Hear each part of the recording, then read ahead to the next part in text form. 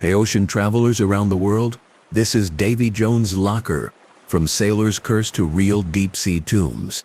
A curse, sailors whispered, became the deepest cemetery humans ever made. They speak of a battleship that disappeared in seconds. No storm in sight, no warning flare, just the quiet roll of the horizon. And then nothing. Metal that weighed more than a city block folded like paper. And the sea closed its surface as calmly as if it had only breathed in. They also speak of a submarine that sent a routine message, promised a routine return, and then never called again. In the dark miles below, it met the kind of pressure that turns air into a hammer. Far away in a different ocean, a camera the size of a backpack dropped through black water until its lights found a ship's nameplate at 4,000 meters. The letters wore a coat of fine silt, soft as dust. Fish glided like slow sparks. The ship rested there the way a person rests when sleep is final. These three doors open the same room, the place sailors call Davy Jones' Locker. Tonight, it will not be a ghost story. It will be a calm walk through a real landscape most people will never see with their own eyes, and yet everyone already knows in the bones. At sea, the phrase Davy Jones' Locker lived on tongues before it lived in books. It showed up in log entries where officers wrote, "He went to Davy Jones" because a paper line felt kinder than writing. He drowned. It surfaced in shanties sung to keep time at the capstan when a ship needed every back and shoulder to move an anchor and every voice to push away heavy thoughts.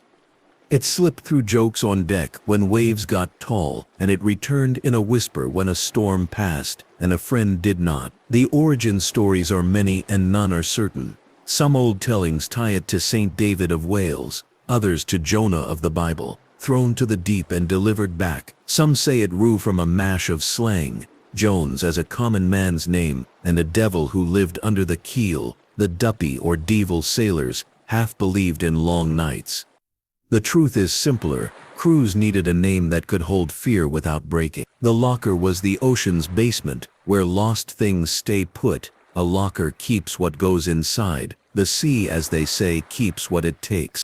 Why did the deep feel like a curse when it was only nature doing what it always does? Begin with pressure. Every 10 meters down, the weight of water adds another atmosphere. At 1,000 meters, the squeeze is like stacking a school bus onto every square foot. At 4,000, even sound feels different. Darkness arrives quickly too. The blue falls away, and then the black is complete. It is a calm black, not a haunted one, but it is total. The water is cold and steady, near freezing in many places, and the currents move like rivers that forgot to hurry. In this environment, the ocean is not angry. It is efficient. A ship that loses strength at the wrong moment fails in a chain, not a single break. A plank gives, a beam shifts, water rushes in and weight does the rest. The same is true for people. It is not the ocean that is cruel. It is the mix of cold, fatigue, and time. A person at the surface has minutes to make choices and to be seen. At depth, choices run out faster than minutes. Quick fact: survival rules at sea look superstitious when written on land, but they came from math. A life jacket kept a face above a wave. A tether kept a person connected to the ship. A habit kept a deck clear so nothing tripped a running crew. Superstition and protocol looked similar from far away. Up close, one saved lives and the other soothed voices. While the saving happened, waves take. But the sea has also given the oldest form of farewell, burial at sea. It has been practiced not for romance, but for need. Sailors followed a simple shape of ritual, because time and space were not kind. A body was washed, wrapped, and weighted. Flags dropped. A prayer followed, sometimes as small as safe home, sometimes as formal as a full liturgy. On merchant ships, the captain spoke quietly. On naval ships, the chaplain did, if there was one aboard. In wars there was no time to wait. Many were buried together when battle did not leave hours for individual grief. Sometimes burial at sea becomes something else, entombment in the hull. Ships that break slowly leave time to lower lifeboats, tie ropes and carry the injured. Ships that break fast close up with crew still inside, and the steel becomes a sealed room where air, silence and darkness settle and remain. Families on shore receive telegrams and calls that carry as much certainty as a message can carry without a grave they can touch. Notices in peacetime bring a search, more notices and eventually a statement. The law calls closure. Closure does not close everything. The ocean is a grave that cannot be visited in the usual way. That is why sailors built a phrase like a handhold. Davy Jones' locker gave a shape to what could not be seen. Other cultures wrote their own maps to the same room. In the north, storytellers spoke of Ran, a sea figure who pulled the drowned into her hall with a net, not as punishment, but as a law of her world. In old Mediterranean tales, the sea answered to gods of storms and earthquakes, who were not cruel so much as they were large. In island chains across the Pacific, the ocean was a place of ancestors and pathways, not only of loss. The common thread is simple: the sea keeps what it takes. It is not malicious. It is permanent. Step by step, this idea has guided behavior for thousands of years, long before a camera ever saw a rivet on the seafloor. Now, for the first time in history, people can look directly into this locker. The tools are quiet, but powerful. Sonar sends sound that touches shapes and returns with a sketch. It draws outlines with echoes. Autonomous underwater vehicles, which do not need a pilot's constant hand, fly slow and straight like gliders, mapping with patient eyes. Remotely operated vehicles, driven by joysticks from ships far above, carry lights and cameras, arms and sensors. Photogrammetry takes hundreds of overlapping photographs and turns them into a three-dimensional model, so precise that a viewer can trace a crack in a plate or a thread of rope on the deck. When these tools showed their first close-ups of deep wrecks, science gained information and families gained something else. A place to look at and a way to say, there, watch out for this. Exact images do not always bring comfort. The same camera that proves a ship's resting place also proves that it is a grave. The tone must stay gentle. The sea is not a museum aisle. It is a resting ground. Before you get comfortable, take a moment to like the video and subscribe. But only if you really enjoy and want to fall asleep with ocean stories whenever you want. The stories now turn to ships and crews, whose names live on, because the ocean did not give them back. A war grave at sea is not marked by marble. It is marked by law and custom. When a nation declares a lost vessel a war grave, it is saying that those who died there are still there, that the ship is a tomb, and that it should be protected from disturbance. Some graves are shallow and known to many. A harbor in the Pacific holds a battleship that broke in a morning attack. It rests in water so clear that sunlight paints the hull. Oil beads still rise slowly, a few each day, tiny and stubborn, like notes on a calendar nobody asked to keep. Families come to the surface above and leave flowers. The ship is not a tourist site. It is a memorial that asks visitors to speak quietly. Far north in a cold bay known for storms and tides, a battleship that sank early in a war lies over a bed of sand. Divers rarely visit. Survivors and their families asked authorities to guard it with rules, and the rules stood. In the warm Atlantic, the seafloor holds an army of smaller wrecks, corvettes, frigates, transports, each with its own story, each with names that may be known in one town and unknown to the rest of the world. Each one is a place where lives ended suddenly, or slowly, where goodbyes sometimes happened, and sometimes did not. Submarines are a special chapter, because they are by design, sealed worlds. When a submarine fails at depth, the pressure crushes the hull faster than a person can take a breath. That is not written to shock. It is written to calm the imagination. There is little suffering to picture in that moment. The sea allows no long fear. In the early years of the nuclear age, a submarine in the Atlantic went out on trials and never returned. The investigation that followed led to fleets worldwide changing rules, retraining crews, and redesigning parts in ways that still protect sailors today. Later, another submarine disappeared in the same ocean, and its loss, still discussed in careful language, reminds planners that even advanced ships can meet basic physics. On a different coastline, a diesel-electric boat, with a proud history, answered one last call and then grew silent. The search that followed drew a whole nation to maps. The final discovery, far offshore and deep beyond diving, confirmed what families had already felt in their core. Quick fact: many submarine graves are never opened again. Not because technology cannot reach them, but because families and navies choose to leave them sealed. It is not secrecy. It is respect. Peacetime does not protect. It only changes the reasons. Civilian liners and cargo ships have become sea cemeteries too. A fog-choked river delta sent one ship under so quickly that those on deck did not have time to run. The list of names includes families traveling together, workers heading home, and children whose stories must be told by relatives who never forget birthdays. A winter cursing found ice and a hole, and a ship that most believed unsinkable met the same law of weight and water that governs every boat, from a skiff to a cruise ship. The sea does not care about reputation. Divers who have visited wrecks in accessible depths often speak softly about what they saw.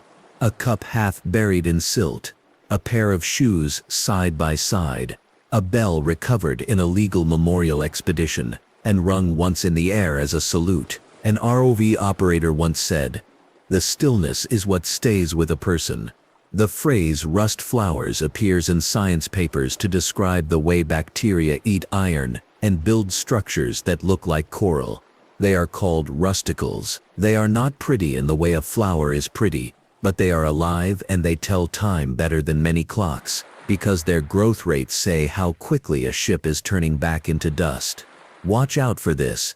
People sometimes ask why governments do not raise every lost liner. The answer is short. It is not simple. Depths, cost, risk, law, and above all, the wishes of families in grief combine into a decision. The modern consensus is calm, document, memorialize, and do no harm. To make sense of the ocean's vastness, it helps to draw a mental map. Some wrecks lie on continental shelves, where the seafloor is wide and relatively shallow compared to the abyss. These areas hold most trade routes because ships prefer a path that stays within rescue helicopter range and away from tall storms when possible.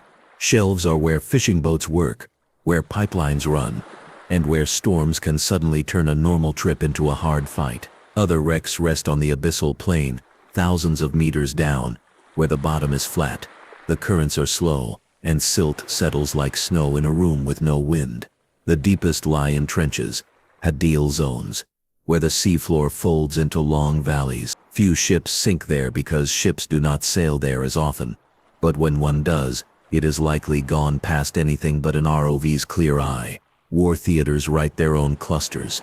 The North Atlantic holds a belt of wrecks born from convoy battles. The Mediterranean holds layered centuries-ancient cargoes of amphoroi, wooden frames long devoured by organisms that love wood, and modern steel plates covered in marine growth.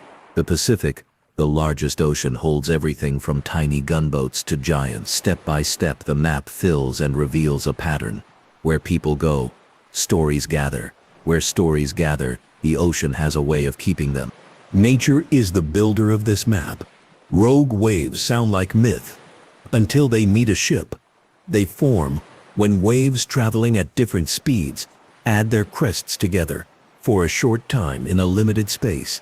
That makes one wave far taller than its neighbors. A ship that meets such a wall of water from the side can roll beyond the safe angle. If water fills decks or breaks windows at that angle, recovery becomes very hard. Cyclones and hurricanes do their work with wind and long fetch, piling seas across open distance, while the pressure drop at the storm's center lifts the ocean itself. Ice works by simple contact. A berg that looks small reaches deep below the surface, and a scrape that seems minor can open a fatal wound below the waterline. Currents and tide pull in directions no chart fully captures, especially in river mouths where fresh water and salt water meet in a moving line. Quick fact: a calm-looking sea can be dangerous because danger is not always loud. Weight, timing, and small mistakes, stacked together, have the power to end a voyage. Sailors gave these forces names that sound like monsters because simple words help in hard moments. The ocean was never a villain. It was a teacher that never negotiated deadlines. The question of who decides what happens to a wreck is both legal and ethical. Many warships belong to the flags they flew forever, regardless of where they rest. That idea is called sovereign immunity. It means nobody may salvage or cut without permission from the nation that owns the ship. Some states have passed laws to protect war graves specifically, blocking diving or anchoring nearby. Agreements exist to guide behavior around historic wrecks and cargoes, and a major international convention sets a respectful tone for underwater cultural heritage. Salvage law, which grew from the old idea of rewarding those who save property at sea, is carefully limited when human remains are present. Courts look not only at value but at harm. It is not a market, it is a memorial. Families often speak up in these debates, and their voices have weight. The modern consensus sounds like this: film and map, don't disturb. Share images for education. Build memorials on land that people can visit. Leave the site itself in peace, unless there is a pressing safety reason to act, such as pollution risk from old fuel tanks that threaten the environment. Even then, work crews move as if they are in a cemetery, because they are. The phrase Davy Jones wandered from logs into literature with ease. Writers loved the way it carried mood in 2 words. It appeared in sea songs that made hard work feel lighter, and in tales where sailors traded stories on quiet watches. It later stepped onto movie screens and into theme songs, sometimes as a trickster figure, sometimes as a person drawn larger than life. Pop culture, to its credit, rarely claimed to be accurate. It took the feeling and built set pieces from it. That is fine as long as anyone listening knows the difference between a myth with a name and a fact with coordinates. What did pop culture get right? The sense that the sea is bigger than people, and that the deep is a final place. Where does it blur? It suggests that the ocean chooses when in fact the ocean simply is. Why did the myth survive microscopes and sonar screens? Because even when tools can show rivets, people still need a word for a place that is part fear, part respect, part memory. There are living memorials as well. Artificial reef programs, carefully licensed, place structures on the seafloor to create habitat for fish and coral.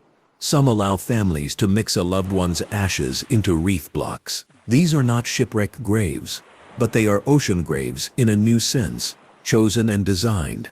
In other cases, ashes are scattered at sea according to simple guidelines that protect wildlife and respect boaters and swimmers. Wrecks themselves act as reefs in many regions. Fish gather around the shelter a hull provides. Sponges and corals anchor to metal and grow into forests. Crabs and octopuses find homes in pipes and plates. The paradox is gentle. Places where life ended become places that host new life. A diver once said after hovering by a wreck for an hour, "It felt like visiting a quiet neighborhood in a city I didn't know." That is the right image to hold. This is not horror. It is ecology with a story. Human voices belong here too. Letters sent from ships before radios were common, read like postcards from another world. All is well. Sea like glass, one might say. Another might joke about the cook's soup or the way a storm tipped the dinner plates. In later decades, radio telegraphy and then radio allowed captains to report position and weather. Final messages, when they exist, are often ordinary because no one knows a message is final when it is sent. A lighthouse keeper once wrote in a log during a gale, "Signals exchanged, visibility poor," and only learned 2 days later that the ship he had signaled was gone. Families live with gaps in the story. The missing person's timeline starts with hope, moves to search, then to investigation, and ends in an official declaration many months later. Rituals fill what paper cannot.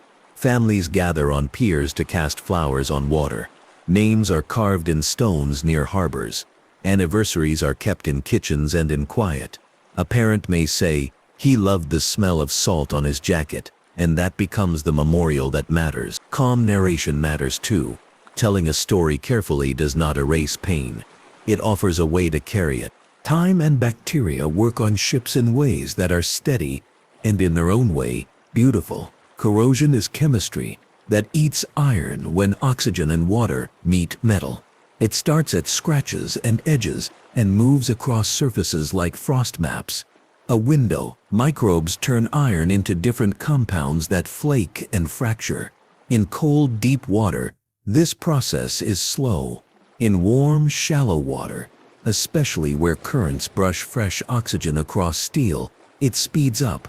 Wood faces a different enemy, small organisms that love cellulose. In some seas, shipworms, tiny hungry creatures, turn oak and pine into lace within a few seasons.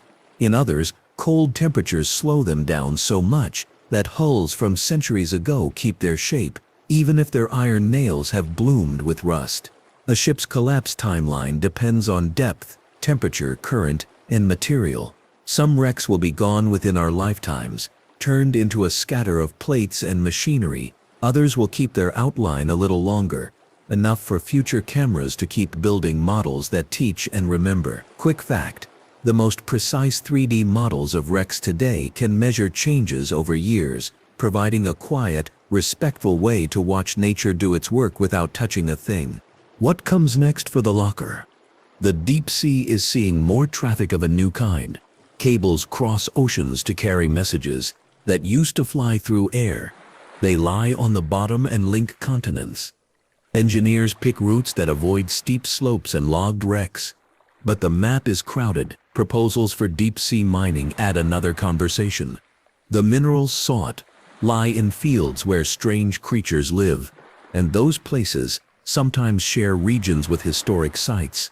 The key will be careful planning and strict protection, not only for ecology but for memory. Storm patterns are also shifting in some regions as climate changes the ocean's skin. That may alter where ships face the most risk and where rescue is hardest. On the bright side, tools are improving. Sonar gets sharper. ROVs get gentler and cheaper. Photogrammetry workflows get faster. That means more education, more virtual visits, and less need to lay hands on sites that should be left alone. Step by step, the world is learning how to balance curiosity with care. Reframing the myth does not mean discarding it. The phrase "Davy Jones' locker" is a label people use to respect risk, to remind each other that the ocean has rules stronger than pride, and to point at a place beyond ordinary reach. Sailors were really telling each other something practical. Tie the rope, check the bilge, watch the weather, wear the gear, respect the sea. The locker is not a punishment chamber. It is a final address that needs no street name. Questions always arrive. So a few quick answers help. Can divers go to these places? Some, yes, if they are shallow and safe, and if the law and families allow it. Many, no, because depth and respect both say no. Why not raise ships? Because they are graves. Because raising can damage what is left. Because the cost and risk are heavy. And because resting places deserve rest.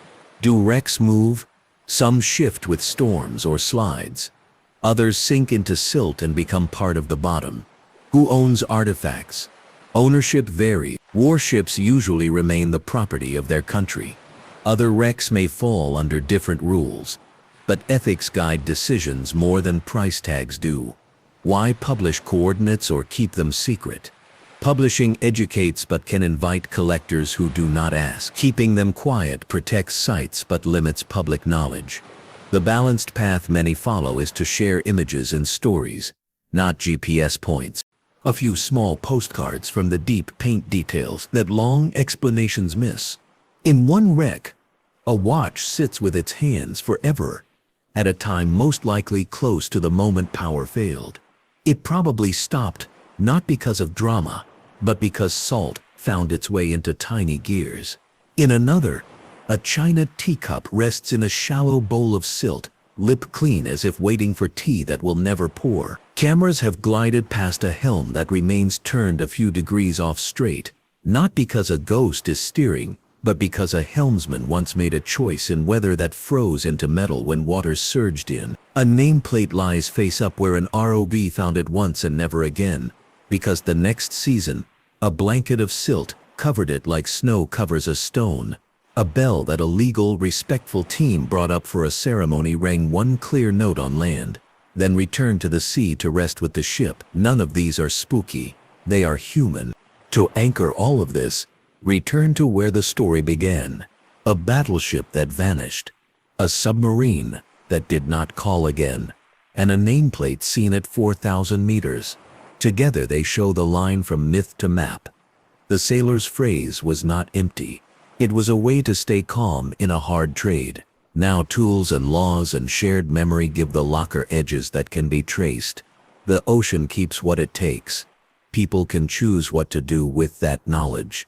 The calm path is clear. Learn the stories, protect the graves, and let the sea keep what it keeps. One last quiet fact remains. Even in the deepest water, a little light travels.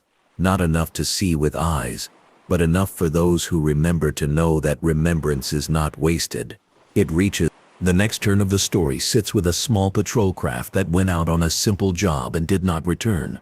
It did not carry headlines or a famous name. It carried a crew who knew each other's birthdays and the right way to coil a rope so it would not knot when thrown. The craft struck heavy weather near a cape where tides meet like wrestlers. Radios worked for a while, then broke into static. Hours later, a fishing boat found a life ring with chipped paint and no one attached.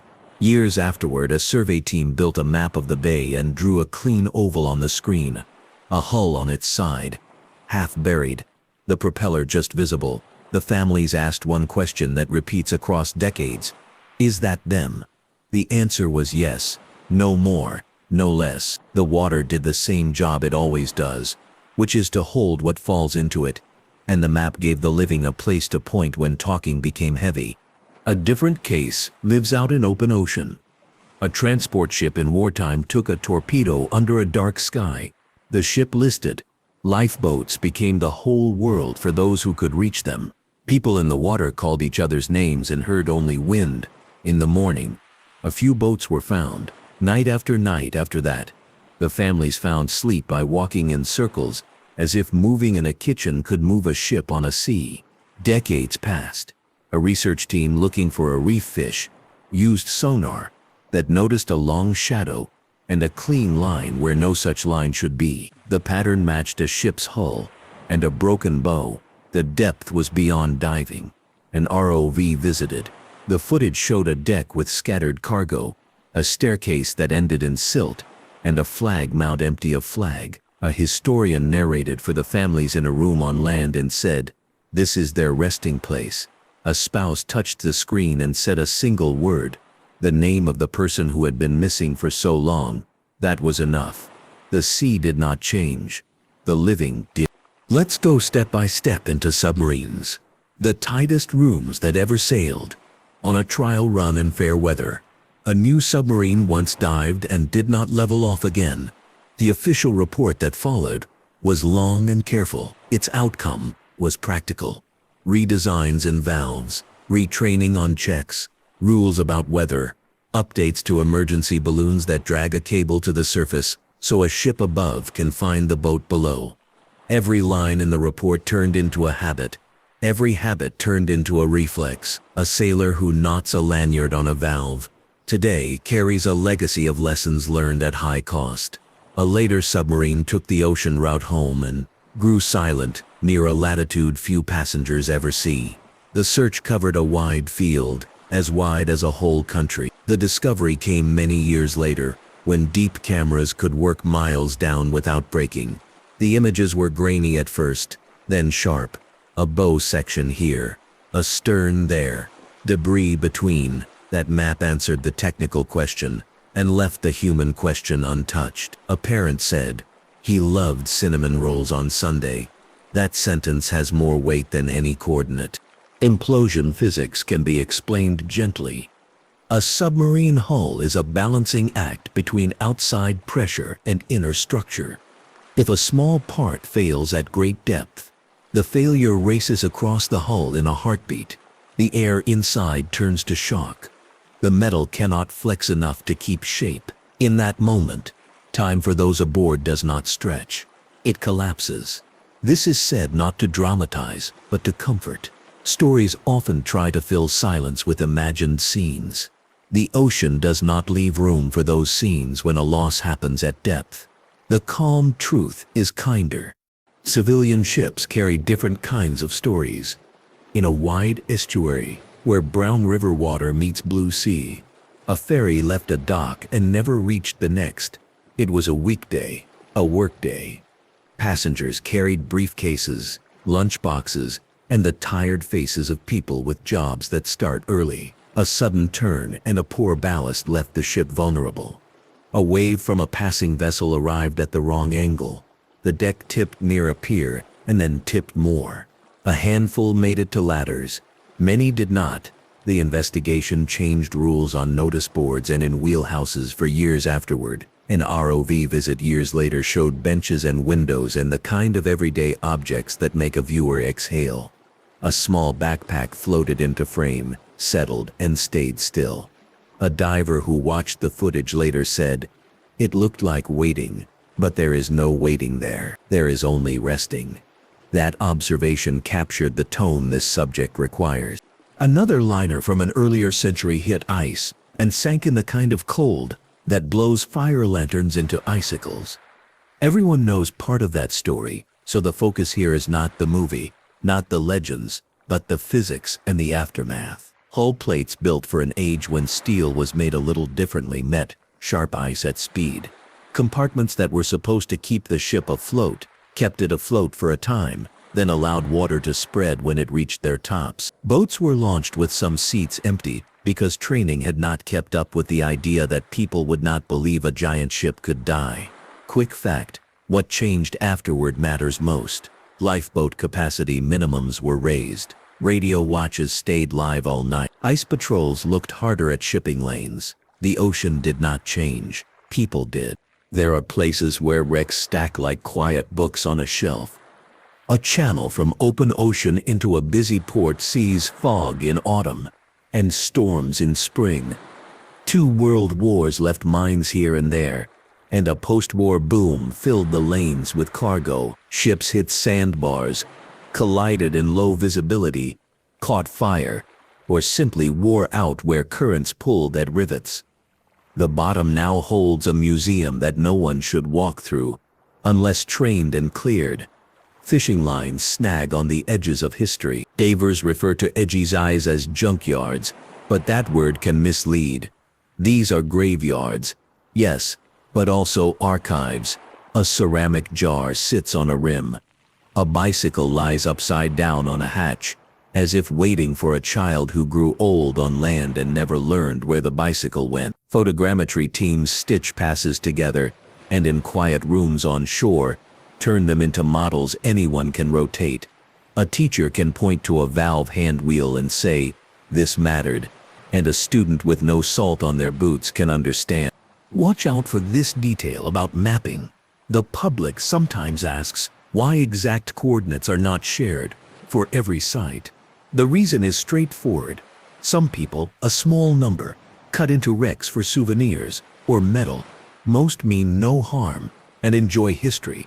A few cause harm. Laws and ethics try to guard the majority of goodwill from the minority that makes trouble. The balance many institutions choose is to publish models, photographs, and distances without a GPS readout. That way, thousands can visit a site virtually while the physical site rests in peace.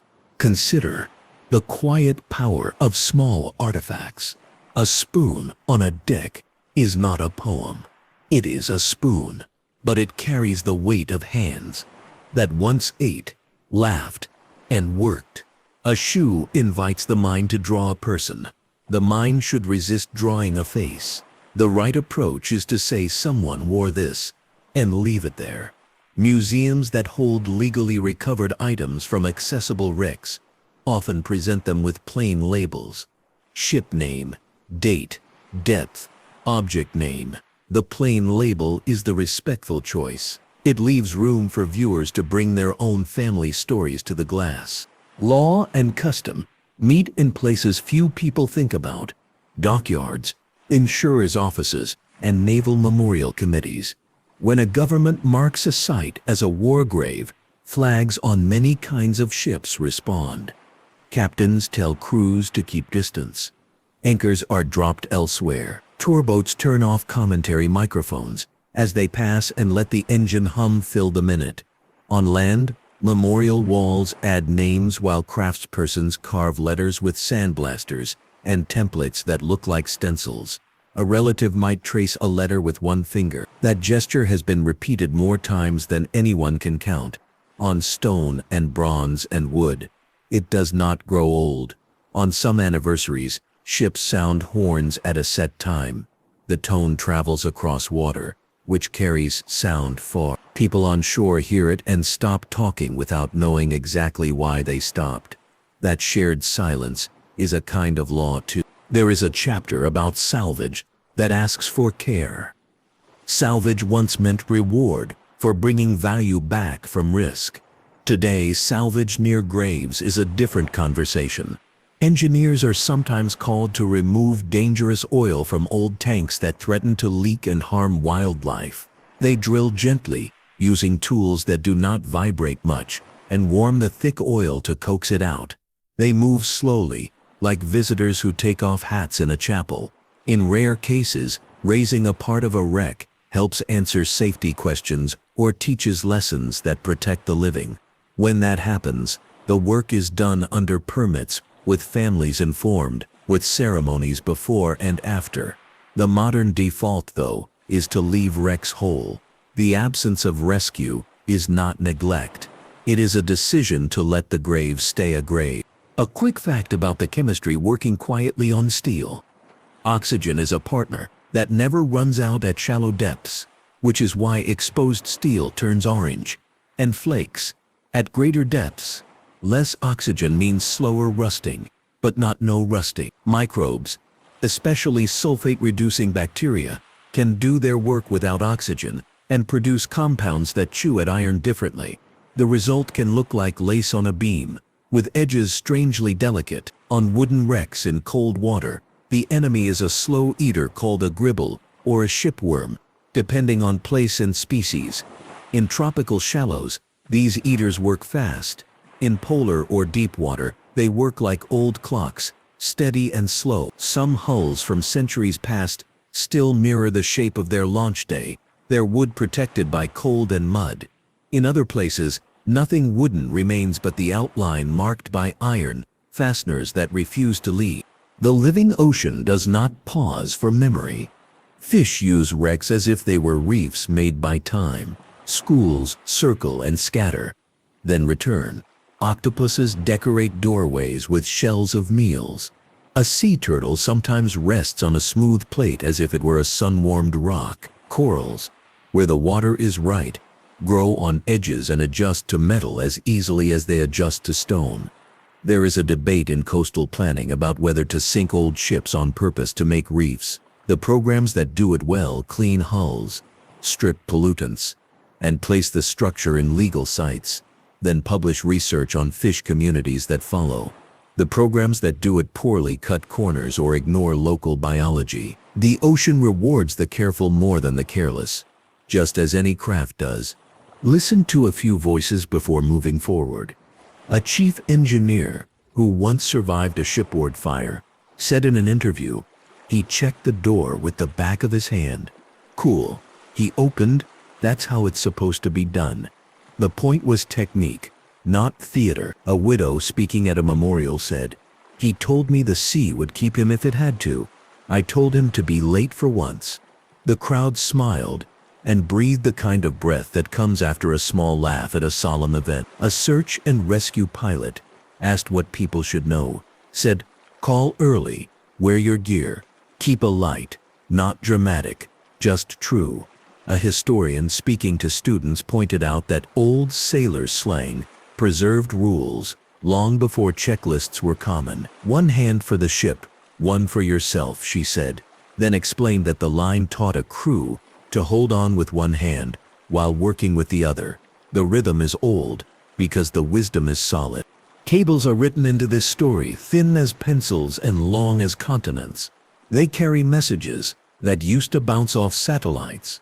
They rest on the bottom, where slopes are safe, away from cliffs that slide and from wreck fields when planners can avoid them. When storms cross shallows, anchors drop, and sometimes snag a cable. Repair ships go out quietly and fix them. Those ships know charts of wrecks the way taxi drivers know city shortcuts. The two maps live side by side. This new traffic in the locker needs to be a good guest. So far, most of it is. The question of deep-sea mining appears in conversations about the future. The resources are minerals gathered in nodules that look like black potatoes on the seafloor. They grow over long spans of time, around small seeds, tiny shells, bits of rock, and hold metals useful for electronics. Some proposed mining areas lie far from known wreck fields, but the ocean is one room even when divided into corners. Critics ask for caution.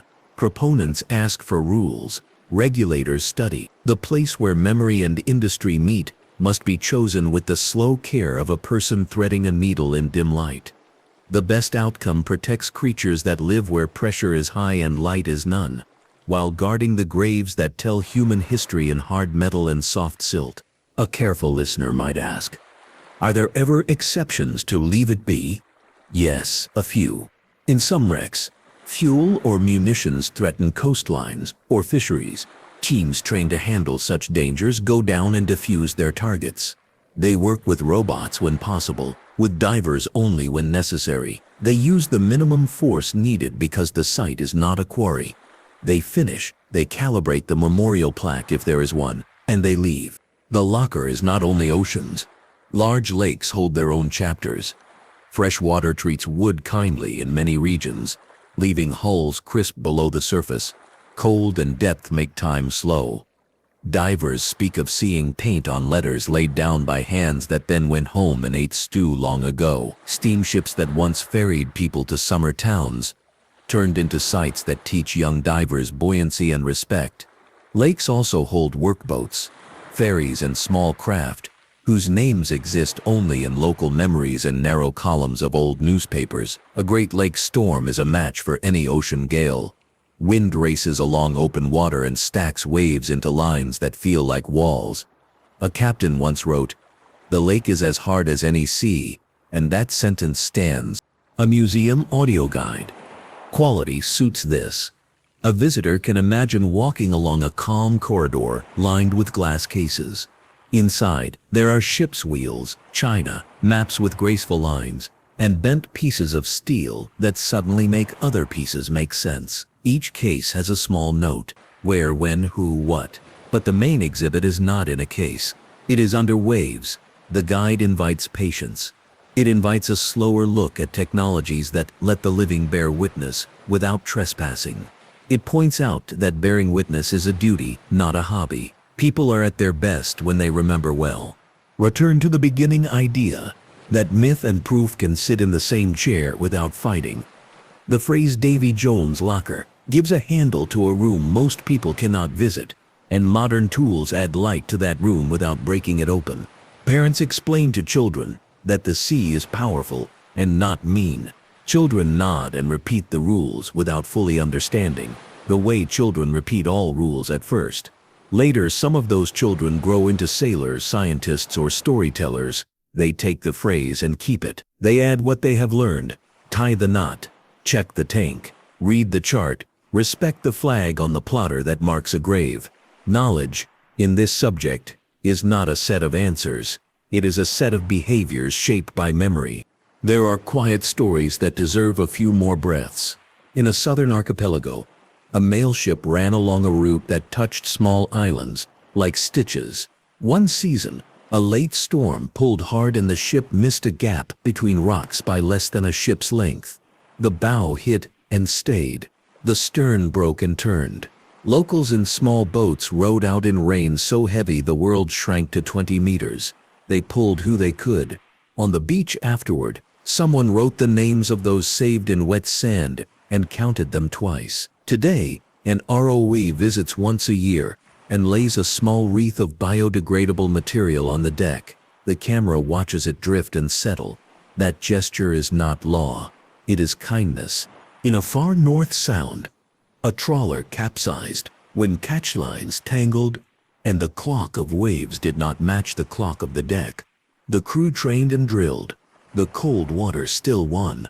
The vessel was later found upright on the bottom. Nets still hung like curtains. A marine biologist studying code passed the wreck often and came to think of it as a landmark. She wrote in a field note, turning at the netted house, then stopped and added a line. Remember who lived here.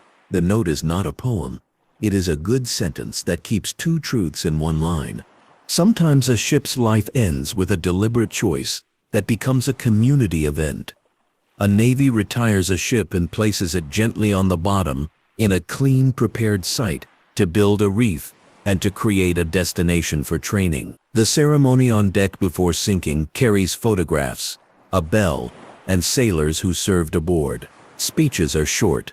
The ship slips under with tugs guiding. Weeks later, a diver hovers in clear water and sees the ship in a new role. Fish carousels around the bow. The diver's slate reads 3 words, a good ending. That too belongs to the story of the locker, because the name does not only mean loss, it means finality accepted with care. Education will carry this subject safely into homes where the nearest saltwater is a bottled drink in a refrigerator. Schools and libraries now show high-resolution 3D walkthroughs built from thousands of photographs. A child with a tablet can glide along a deck and stop to look at a cleat or a bolt, and then tap to hear a voice explain what that piece is for. The voice does not frighten. It teaches. In a living room, an elder who once sailed cargo out of a winter port can add personal notes. That hook is where the line goes when the wind jumps. Family history and public history meet in that moment. Quick fact: every improvement in safety at sea started in a room on land where people talked after loss. Doors that open outward, lights that glow even when power fails, radios with backup batteries, flares that do not mind rain, immersion suits that buy heat and time, rails at the right height, escape hatches marked with shapes that hands can read in the dark. Each change turns the wheel a little in favor of the living. Each change honors the resting. A final handful of postcards helps the eye rest on details that carry big meanings without loud words. A ladder stops one rung short of a deck where wood is gone and silt sits. That missing rung says more about time than a whole paragraph can say. A logbook sealed in a case on a museum wall opens to a page where weather is fine and sea is moderate, with neat pen lines. That ordinary page invites a reader to imagine the calm before days that would not be calm. A crate marked with faded letters that once promised spices or overcoats sits on its side, the lid gone, the contents eaten by time. The crate is a promise kept by a journey that did not finish. A small brass plate engraved with a maker's city and year gleams faintly under the right ROV light. It ties a ship on the bottom to a workshop on a riverbank and to hands that filed and polished and took pride. A child asks in a museum, "Did they find the people?" The guide answers softly, "They found where the people rest." When the camera pulls back, the whole picture fits in the mind with room to breathe. The old phrase stays useful. The new tools stay respectful. The habits of safety stay sharp. The families who remember stay centered. The ocean keeps what it takes. The living keep stories, laws, and care. The balance is not perfect, but it is better than before. If the story began with a curse spoken to steady nerves, it ends with a set of good rules spoken to steady lives. The calm path forward draws on small, practical habits that add up. Crews now practice drills in daylight and in darkness, with real gear and real noise, so reflexes stay honest. Harbor pilots share notes about tricky channels, where sand shifts after winter storms. Coastal radios keep watch lists of vessels, whose captains prefer to call early when a plan changes, reducing small confusions that once grew into big problems. Fishermen swap coordinates of wrecks, not to hoard secret spots, but to help each other avoid snags and respect graves. Researchers publish clear guides, so weekend boaters understand why some buoys mark no-go zones, even when water looks empty. The ocean asks for no ceremony. It rewards steady attention. There are quiet advances worth a closer look. High-frequency sonar, used at slow speeds, paints wrecks with such fine detail that archaeologists can read construction choices made a century ago. Low-light cameras now see more with less, which means shorter visits that disturb less silt and fewer animals. Robotic arms lift only when permits demand it. Most of the time they point and measure. Data moves from ship to shore in real time, letting families and officials decide together how to proceed when a site appears on a screen for the first time. In some projects, families speak first before press, before public, and choose the words that announce a find. That order is gentle and right. Education keeps growing too.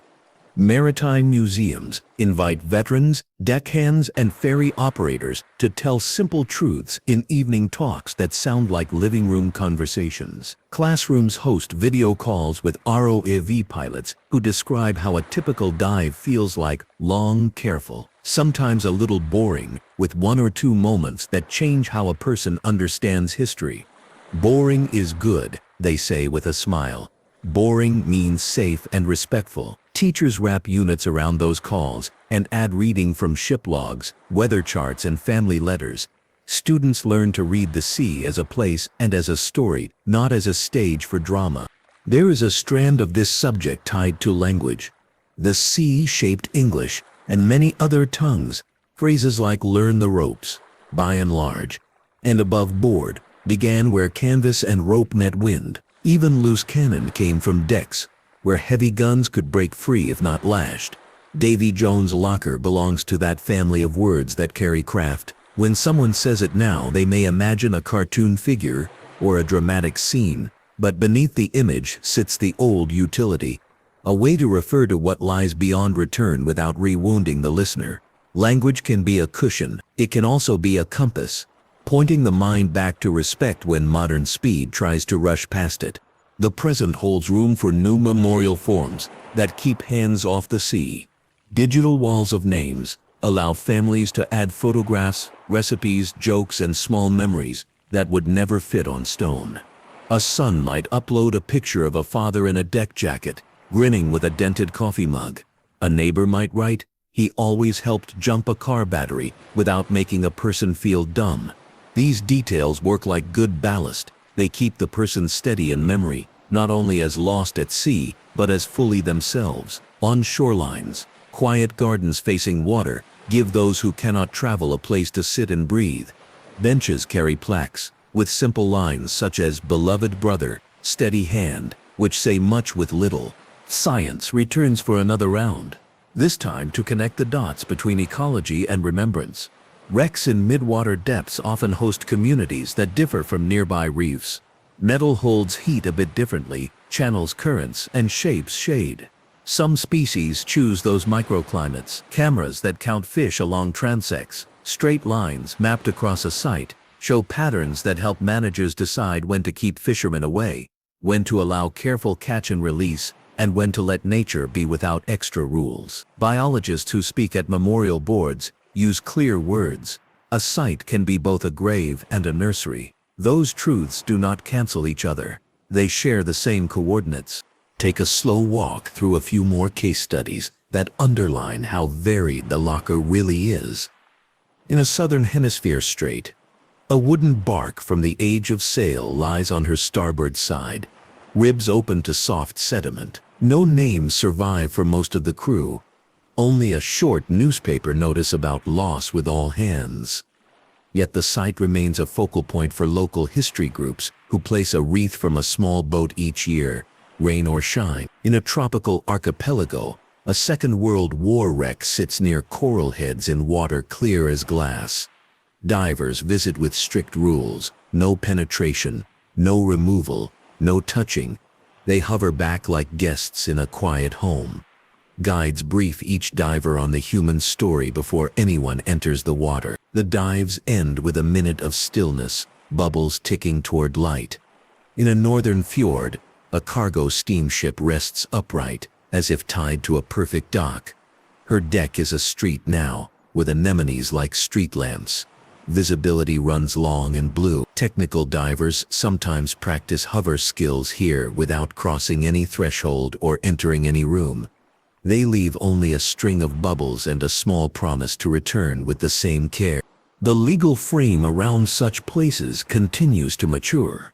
Courts in several countries have recognized the concept of human remains sites underwater, even when remains are no longer visible. That recognition honors the reality of closed compartments and the way time transforms bones into minerals and then into sediment.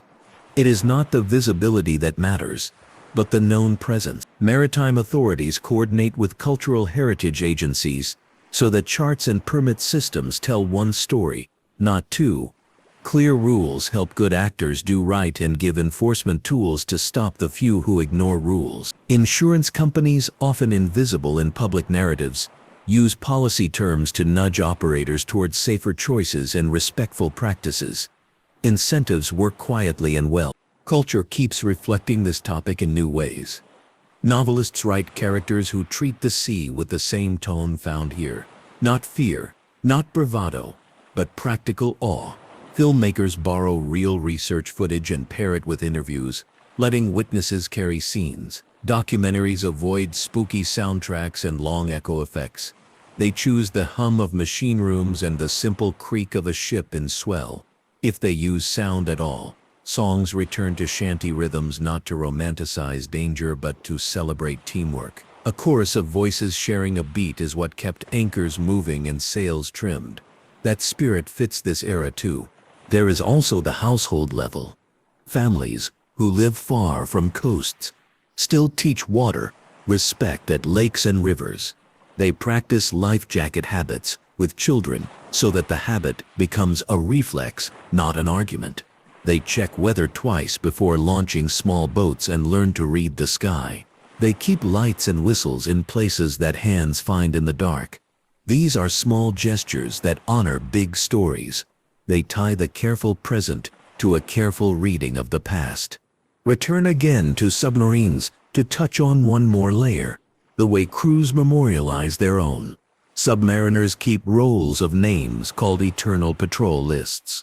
Ceremonies read those names with a bell between clusters, pausing after each to let the room breathe. The phrase "on eternal patrol" is precise and kind. It says a mission continues in a way that implies no fear, only steadiness. In museums that host preserved submarines, docents often end tours where sailors once ate together and tell visitors, quiet spaces like this one matter, and then stop speaking for a long few seconds. That silence often teaches more than the tour. Technology from space quietly supports the locker too. Satellites that watch the sea for weather also notice changes in sea surface height and color that hint at current shifts and algal blooms. When storms form, modern track forecasts give ships days of lead time to avoid the worst quadrants. This is not a dry detail. It is a thread that sews fewer names onto walls. Portable beacons that speak to satellites now fit in a pocket. When someone falls overboard, those beacons can point rescuers fast to a spot that would have been a guess a generation ago. Call early, wear your gear, keep a light, the pilot said earlier. Add, carry a beacon. It tips the odds. The story makes room for one more idea: cooperation across borders. Oceans connect nations, whether they get along or not. Joint expeditions to document wrecks that belong to history, not to any single flag, show how science can soften lines on maps. Teams share vessels, pilots, and methods. Reports list all partners. Images carry all logos. Artifacts, if any, are recovered under strict permits. Go where law and fairness say they should. Often that means they stay together, not split. So future visitors can see a whole tale in one case. Cooperation does not erase grief. It shows respect. Questions persist around publishing locations. Some institutions adopt a tiered approach. For shallow sites already popular with divers and protected by laws and community norms, coordinates may be shared because visibility and vigilance deter harm. For deeper graves, especially those with closed compartments and known loss of life, only broad regions are discussed. Scholars can request specifics with credentials and a plan that honors families. This middle path allows learning without inviting casual traffic. It treats the locker as a library with rare books, open to readers, handled with gloves. Another layer involves climate and coasts. Rising seas nibble at shorelines that host memorials and cemeteries related to maritime loss. Communities plan seawalls, living shorelines with marsh plantings, and, when needed, careful relocations of stones and plaques. Moving a memorial can feel like another loss. Done with ceremony and involvement of families, it can also feel like caretaking. The names do not belong to a single spot of dirt. They belong to memory. Memory can travel. There are still more small postcards that say much. A bronze porthole on a museum wall shows thumb polish where visitors have touched the rim for decades. Guards do not scold. The wear is itself a record of care. In a harbor town, an old sailor keeps a key on a hook by his door. It once fit a locker on a ship that no longer exists. He touches it before leaving the house, not out of superstition, but because the cool metal feels like the start of a good watch. On a remote island, a row of wooden crosses faces a reef. The names have faded. Each year, school children repaint the letters under a teacher's guidance. The teacher does not explain much. The work is the explanation. The narrative turns toward a gentle summary. The phrase Davy Jones' locker began as a workman's shorthand, a way to talk about a place beyond reach without breaking the heart. In the saying, over centuries that shorthand gathered myth like a ship gathers barnacles. In modern times, tools of sound and light have peeled back the barnacles and shown rivets, decks, and rooms with enough clarity to end arguments and to start new duties. The duty is simple: learn the stories, keep the sites safe, share what can teach, leave the rest alone. A calm recap helps hold the whole in the mind. The sailor's curse was never magic. It was a respectful nickname for a final address. The deep ocean is not a villain. It is a set of steady forces, pressure, cold, dark, and time, that treat all vessels the same. The camera and the sonar did not kill wonder. They sharpened it and gave families places to point to when words felt thin. Laws and customs evolved toward protection because societies decided that graves deserve quiet, even when they lie under miles of water. Wrecks became reefs that support life, and that does not make them less solemn. Stories grew from logs to literature to films, and the best of those stories now choose honesty over horror. Education moves through homes and schools, bringing careful images and voices that explain rather than thrill. The balance between curiosity and care is not perfect, but it improves with each measured step. What remains is the ending that is also a beginning for any viewer who chooses to carry it. The sea keeps what it takes. The living keep faith. Faith here is not a grand statement. It is a stack of small acts. It is a captain making a cautious call. It is a museum volunteer labeling an object with plain words. It is a diver hovering hands off and backing away from a doorway that leads into a room where people once breathed. It is a family placing flowers on a pier and telling a story about laughter at a kitchen table, not about last moments. It is a student learning a knot, a radio check, a weather pattern, and the habit of care. There is no need to end with a chill. End with a truth that rests well. Even in the deepest water, far below any sunlight, there is motion and life, slow and patient. Crabs walk across a plate. Eels trace paths between beams. Bacteria build delicate lace from iron. A ship slowly becomes the seafloor it rests on, and the seafloor becomes home to quiet creatures. Above, waves go on with their rise and fall. Near a coast, a child presses a shell to an ear and hears a sound many swear is the sea. Technically, it is the blood in the ear and the world's noise trapped and echoed, but the feeling is right. The sound suggests distance and return. It suggests that nothing is entirely gone while it is remembered with care. So the promise made at the start keeps its shape. This was not a ghost story. It was a calm walk through a real landscape most people will never see with their own eyes. The map is drawn with echoes and light. The names are written in ledgers and in hearts. The rules are simple and strong. Learn the stories. Protect the graves. Let the sea keep what it keeps. A last quiet fact. And then silence. Light dropped into the ocean does not travel far, but it travels some. And in that small distance, it is enough for finding, enough for honoring, and enough for saying, with steady voice, that the locker is known and cared for.